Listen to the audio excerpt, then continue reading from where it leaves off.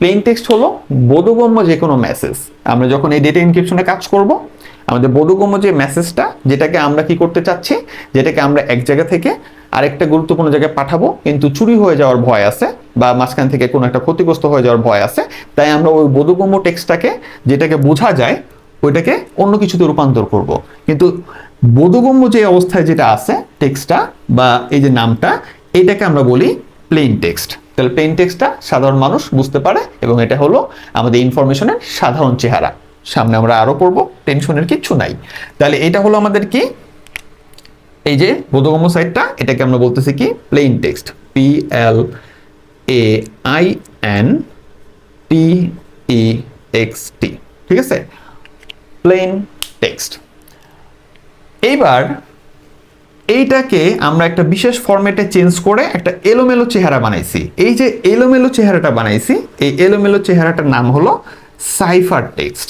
এই এলোমেলো চেহারার নাম কি? Cipher text. প্লেন টেক্সটকে আমরা সাইফার টেক্সটে রূপান্তর করছি একটা নির্দিষ্ট ফরম্যাটে, এক ঘর করে আগায় দিছে একটা নির্দিষ্ট ফরম্যাট বা অ্যালগরিদমে।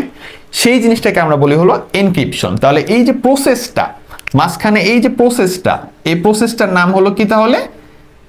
এনক্রিপশন। তাহলে প্রত্যেককে চিনতে পারতেছো?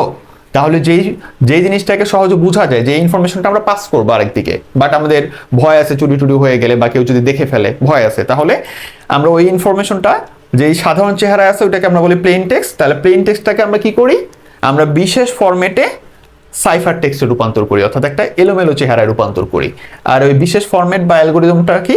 সেটা হলো এনক্রিপশন। সেটাকে আমরা বলি এনক্রিপশন। তাহলে প্লেন টেক্সটকে এনক্রিপশন করে আমরা সাইফার টেক্সটে রূপান্তর করি। এই সাইফার টেক্সটটাকে আমরা সেন্ড করি, যার কাছে পাঠাবো তার কাছে সেন্ড করি।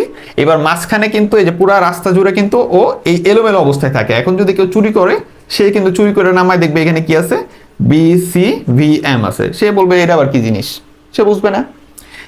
এইবার এই সাইফার টেক্সটটা পাঠায় দেওয়ার পরে রিসিভ করবে হলো আমাদের রিসিভার, রিসিভ করবে।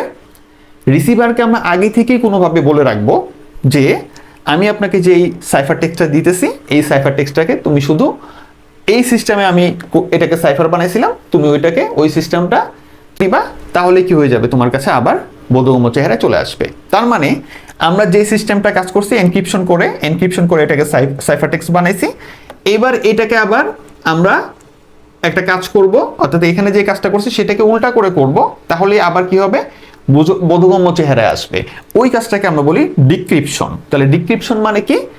সাইফার টেক্সটকে যে প্রক্রিয়ায় আবার কি করা হয়, প্লেন টেক্সটে রূপান্তর করা হয়।